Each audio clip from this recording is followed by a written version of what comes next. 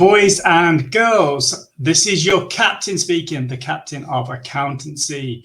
Why am I calling myself that? I will come to that later. First of all, I would like to welcome you to this brand new podcast and video show. It is called Captain's Log, an accountant's guide to the galaxy. So this is a quick overview of what I'm trying to achieve here. So we'll be doing a weekly podcast and video. There will also be a weekly blog, and then there'll be a weekly newsletter. And the idea behind all this is that they all work together. They all dovetail together quite nicely. So we'll be having blogs on specific topics. We won't cover those same topics within that week's podcast because it seems a little bit daft. Why would you want to duplicate content like that? There's just no need. We'll have a newsletter that will come out that will bring everything together that's happening at that moment. We'll have news features that are important to you right there and then. We'll also have links to the latest blog and also to the latest podcast and video.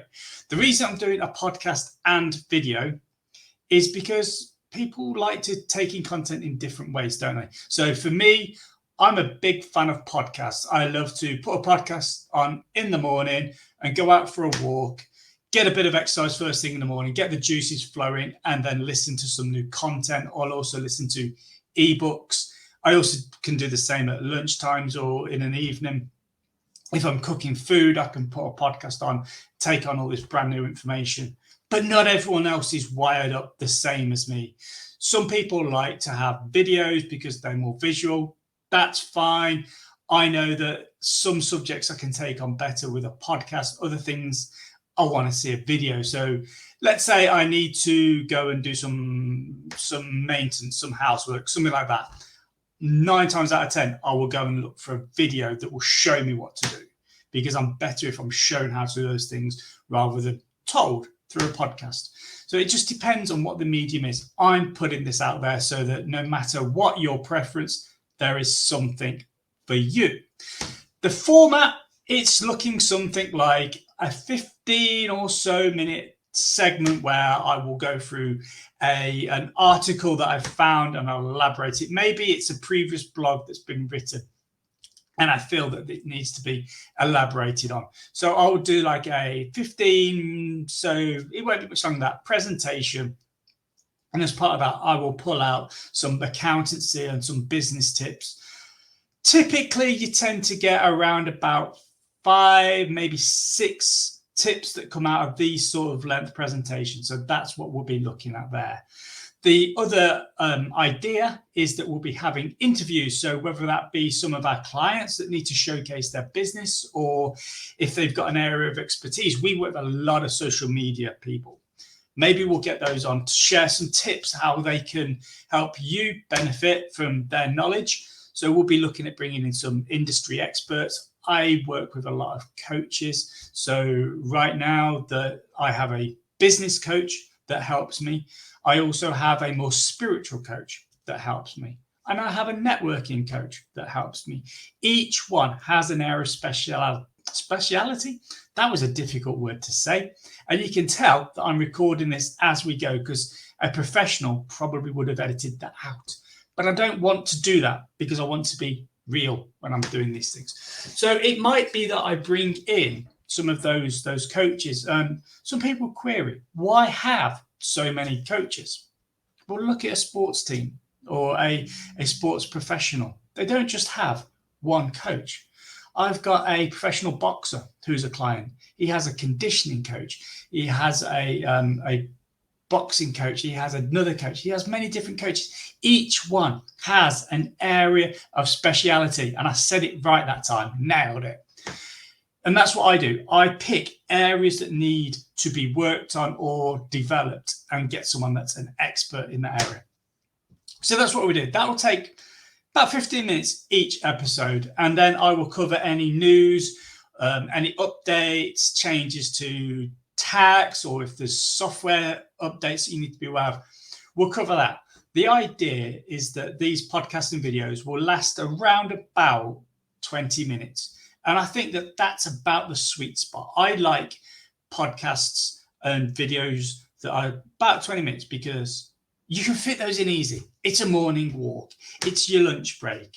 There are ones that I listen to that are longer, an hour, 2 hours, but it's difficult. I have to break those down into little chunks. So I want these to be around about 20 minutes. So it's like bite-sized chunks to take in. So now you know what the show's going to look like. I don't have a specific theme for today's one because it's first contact. You don't know what's going to happen out there. So what I thought I would do is, why not just take a few moments to introduce who we are, what we do, and how we can help you. So the business is Carl Ford and Associates, and that's something that has changed recently. That it's been Carl Ford Accountancy as the name that's been used for quite some time now, and I didn't feel that sat right. So maybe this is a little bit of a business lesson, which is don't listen to other people all the time. Go with what your gut says. So I felt like Carl Ford Accountancy wasn't doing the business a service.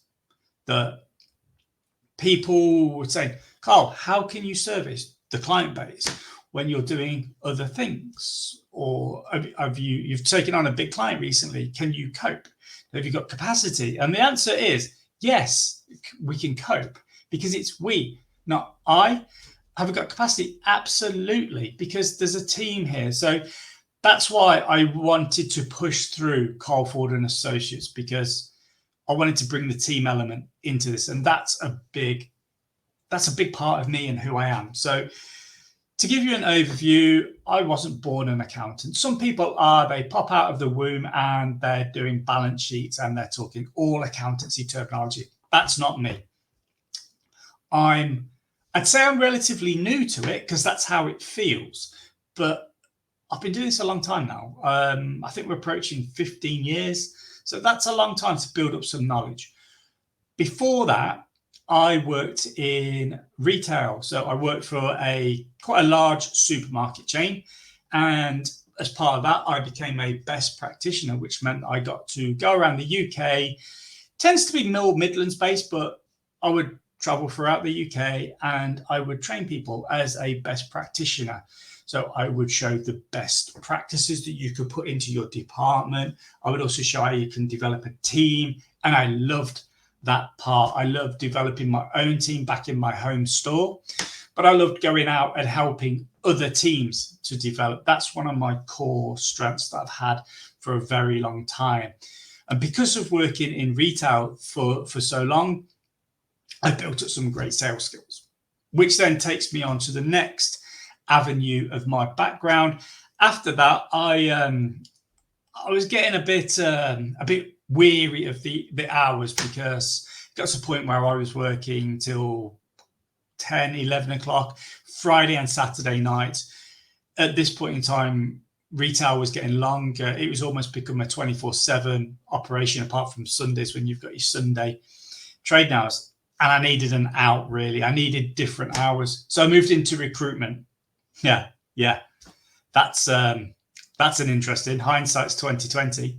But I loved recruitment because I got to develop my sales skills. And initially I was working for a company that did recruitment for building sites, and that was absolutely fantastic. I really did love going out onto site and helping fill the vacancies that people got. Moved on to doing other things like quantity surveyors and permanent recruitment. I didn't like that as much because it was a slower burn. It took longer from the contact to the interview process to putting someone in place. Whereas when you were doing the trades, it was fast paced. It was beautiful. I loved that. I then moved into into industrial recruitment. And that was fantastic to start with. It was amazing. I had some brilliant clients, some really big clients that I was servicing, the likes of Asda, Tesco, DHL. Back in the day, it was Lynx. Now it's UPS. Fantastic clients. The problem with these things is it is a 24-hour operation, 7 days a week. It was full on.